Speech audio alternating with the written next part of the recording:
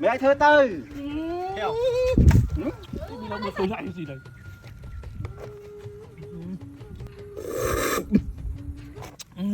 rồi hàng bắp đấy ủa trời của đây cái này bị bắn mấy bán bài tất đến mấy đồng mau về họ thấy cuốn mình vô cái slow này đừng có chém chém mà này đồng slow bị xì hoa ngày vậy nhưng mà cái này vô xì slow xì đồng rồi bài to chăn nào mình làm liền bốc ra chăn này chăn nào lú thấy biết không thấy biết không đây đấy slow xí không phải mau cuốn thấy ở trong mẹ ai thơ ấy mình slow đi trời Slow cho man nó đang mang bài cho lo mà slow đó anh đi theo bài thì ngon rồi nhưng ca mà ngay hay này quá slow đi bạn làm cái thời rồi lương cắt lương ấy cũng này chưa mẹ nó quay rồi bơm mà ngay ngon cái thời rồi slow nhà về cắt lương em cắt ấy bơm mà ngay làm bài gì không à ca mà ngay hay này slow đi là slow tới cái thời ca hot ngay mẹ từ nấy rồi nó theo lên thưa mẹ ai thơ Không chắc thơ không lên thưa mẹ ai thơ tư theo cái thử theo Dọc men bàn calo cho biết biết. từng trong từ ăn thử cải phó tà lôi ăn ăn thử ấy phó anh còn là slow chơi là lối anh lại là bậc cày nia mà ban xì Theo chúng ngốc là chưa không gì. slow cho nó chỉ mưa bạch hai gì rồi bay gì mưa biển ăn thử cải phó còn là slow xí cuộc chơi lại lối anh mưa bạch hai gì cho nó ở đây cho slow Đừng tông thì rồi. bây giờ mình bay về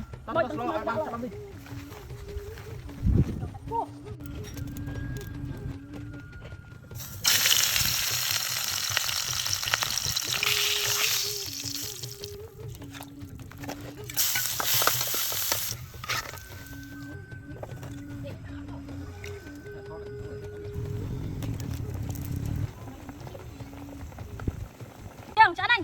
Mà chúng nè. bóng môi bóng gì to nắng bay Thấu bà. còn thưa phó chưa là bay xí rồi bay xí bay hao xí Vâng. Mà. Nào.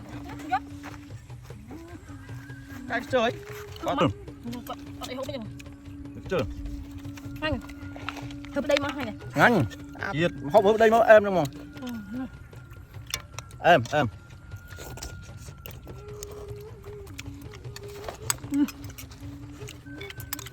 Anh đang thử mình tập thầm cái. Vừa ăn mình sáng á. Ngon con ấy. đây nhưng chiết Cột sẽ cột trào cá. Mình được lên mai đồng hồ. nước chơi mình thấy một phát bóng phát gầy Mình sang đất cột này. nó nát không nước chơi và nát đây vậy hao gì ta là hao gì bán không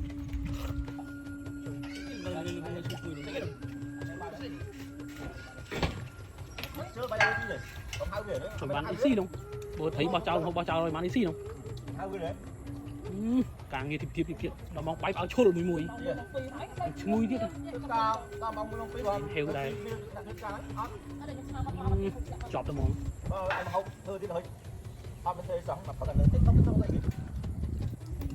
bán xí đâu không biết xí đâu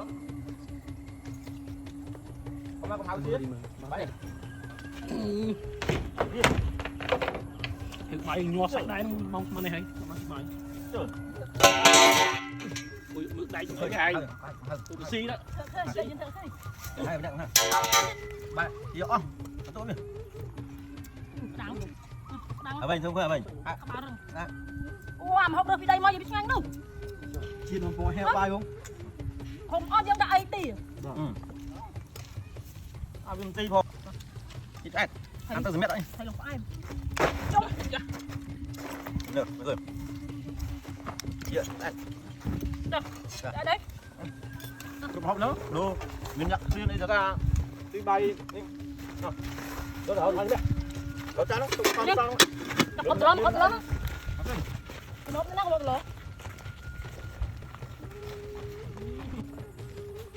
trời phụ nâng tên nào không phải hơi nâng tên nào thôi ra mưa đi bữa mình rút sau ấy tí mình heo đấy phải toang này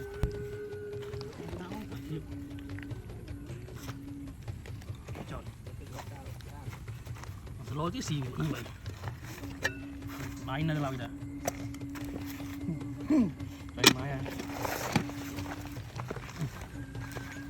một rồi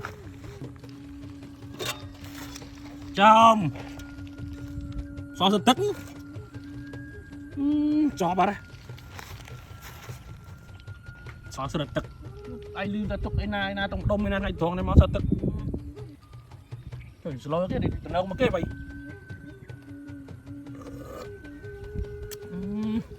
hay quá đã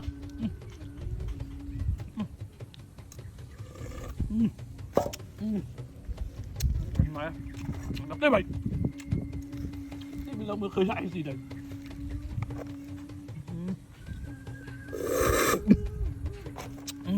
rồi anh nó cái anh thà linh tóng thơm men tèn cho tao mong con đó mang đi đó